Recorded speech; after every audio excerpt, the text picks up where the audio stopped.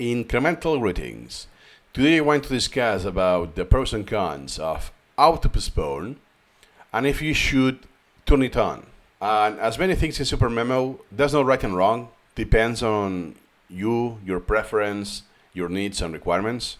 So the golden nuggets are to know in which cases is indicated and in which cases is kind of not required, and the consequences that may have if it's on and off. And based on that, you could take your decision. So first, Piotr Wozniak is a proponent. He always have Autopostpone on. This is because he has been using it for years. He actually created the feature for himself, basically. And back in the day, this existed because of the ever-growing outstanding queue. It grew and grew and grew. Look at my outstanding queue. I have 12,000 items and 20,000 elements. Topics. So it is about 33,000 elements. Back in the day, that was a lot. So the motivation to have Autopostpone was to reduce the size of the outstanding queue because of performance issues. This is no longer the case. Now there's no requirement of the performance. I make this decision based on performance. Then, what will happen if I don't use Autopostpone is that this keeps accumulating and accumulating. So if I see an element, let's say this one, zero postpones. So this becomes outstanding August 17. This could be left outstanding for months, even years. And when I see that, the interval is 69 days. Okay. I see this next year. Well, 360 days have passed in reality. And I successfully recall that.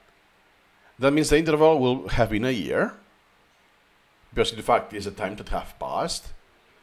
And this will be scheduled in the future, even longer than that, because there will be a bonus. So everything is static. For topics, this is especially true, because look at this. Such a good example. I had 5 Autopostpones because I have used Autopostpone in the past. What happens? I get the interval delayed. So the first interval was already 75 days. And you know that in Supermemo, the intervals can only increase. So the next interval will be at the very least 76 days. So I'm screwed. That means that I will see this very, very scarcely. So look at that, 100 days, 200, unless I don't do any take any manual action. And the priority was huge. So that means that inside my priority protection, if I use Supermemo with my outstanding queue, I will see this guaranteed, because it's the position 50 in the entire collection. But the point here is that this will grow super quickly because of the initial Autopostpone. Even if then, later on, is not postponed any single day, any single time, because of the priority that was true, I won't see this topic in a few years. If I have used not to postpone, the next interval will be a lot sooner. That means that if I use to postpone, then I have to rely on manually resetting the interval, the A factor, if you will, and so on. Or the topics will go to a multi-year interval.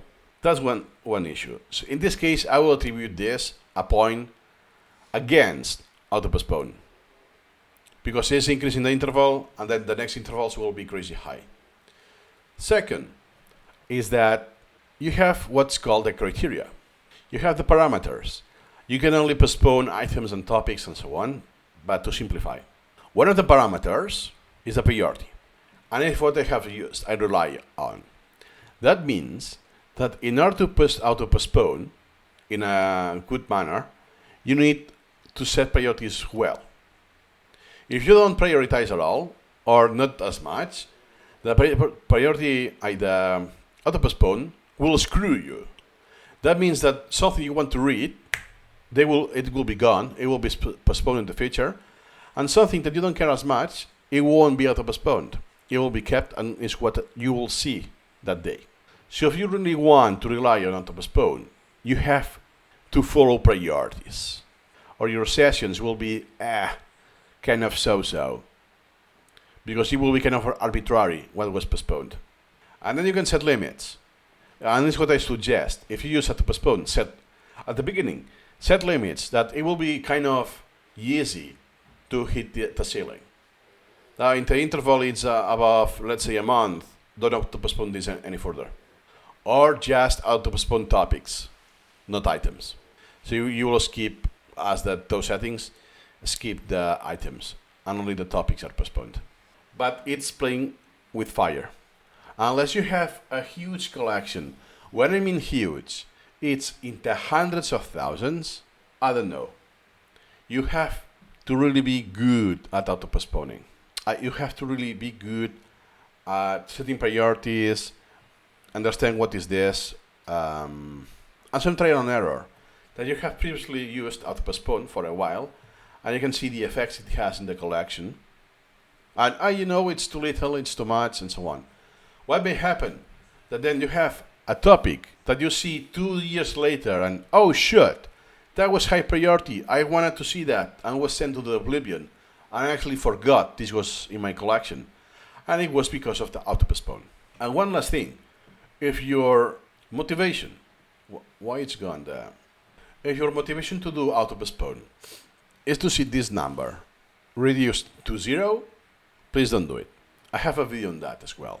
Don't do it, because you will decrease your performance for the psychological effect to see a 0.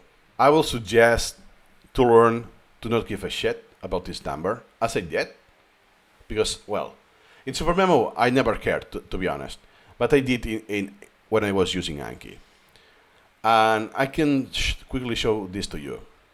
If I go to my priority protection, which, by the way, it's this one already, oh my god, look at this.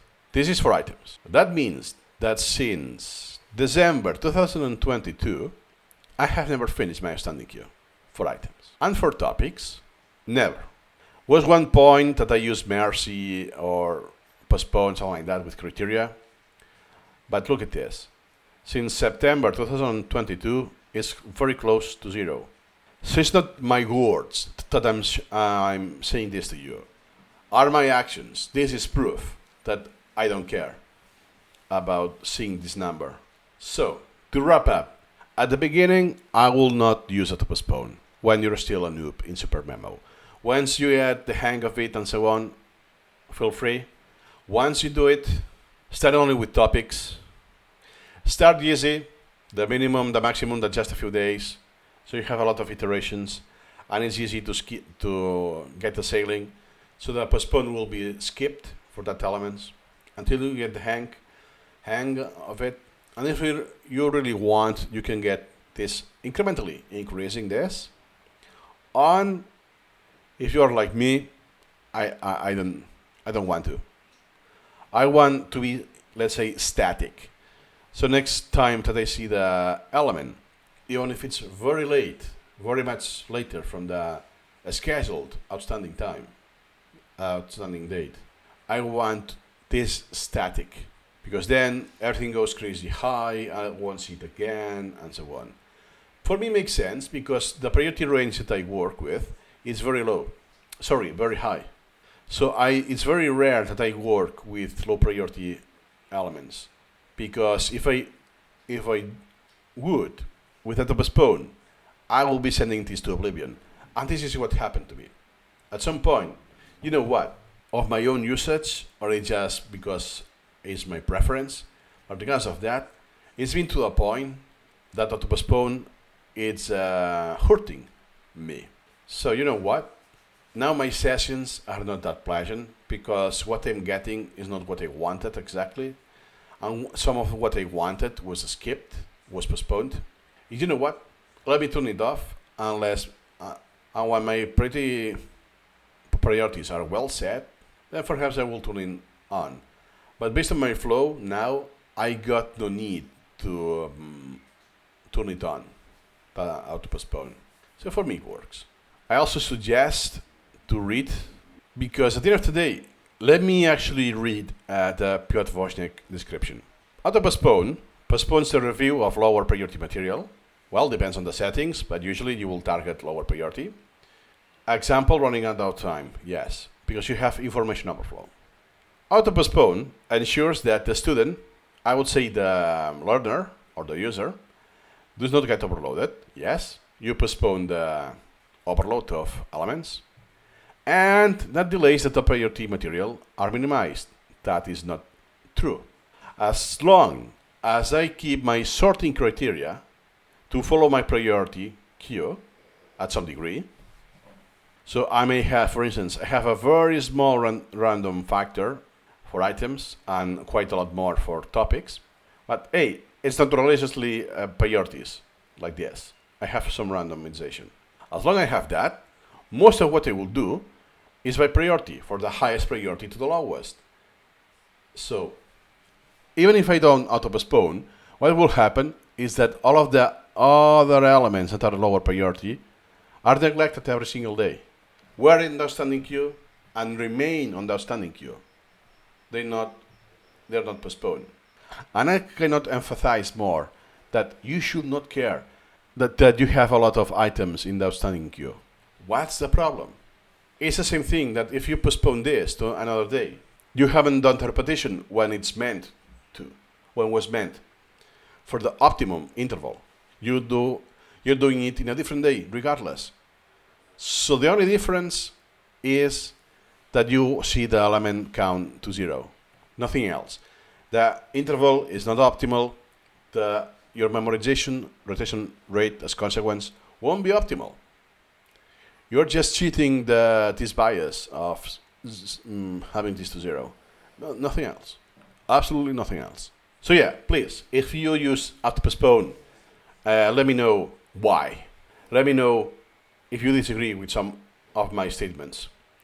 Because if you may have noticed already, I'm a proponent of not to autopostpone, or to autopostpone only if you're a seasoned user. Your collection is manageable and well prioritized.